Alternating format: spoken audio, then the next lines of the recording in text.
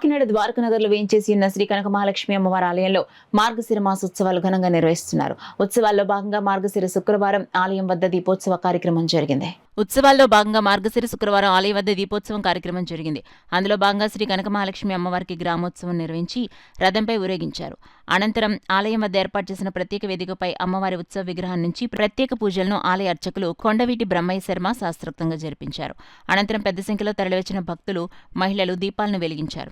కార్యక్రమాన్ని ఆలయ executive officer Krishna Reddy దంపతులు దీపం వెలిగించి ప్రారంభించారు. జ్యోతులు వెలిగించిన అనంతరం శ్రీ కనక మహాలక్ష్మి అమ్మవారు గాజుల అలంకరణతో భక్తులకు దర్శనమిచ్చారు.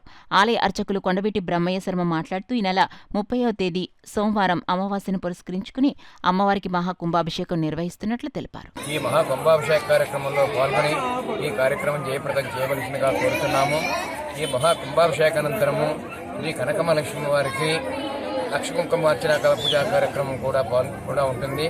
ఈ పూజా కార్యక్రమంలో కూడా భక్తులు పాల్గొనడానికి అవకాశం కలదు.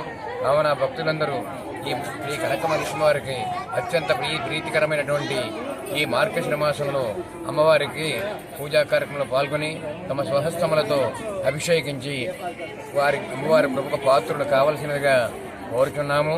అదే రోజు ఉదయం 10 గంటల నుండి శ్రీ కనకమహాలక్ష్మి వారి ఆలయం వద్ద అన్నదాన కార్యక్రమం కూడా ఏర్పాటు చేయబడింది. కావున భక్తులందరూ ఈ కార్యక్రమంలో పాల్గొని ఈ కార్యక్రమం చేయవలసిందిగా కోరుతున్నాము. తదుపరి శ్రీ కనకమహాలక్ష్మి వారికి ఆలయం వద్ద జరపబడు అన్నదాన కార్యక్రమాలకు తమ శక్తి కొలది ఈ కనకమహాలక్ష్మి శ్రీ ఈ కార్యక్రమాలకు సహకరించి అమ్మవారి ప్రముఖ పాత్రలు కావాల్సిందిగా కోరుచున్నాము. కార్యనిర్వహణ అధికారి వారు మరియు అమ్మవారి ఆలయ భక్తులు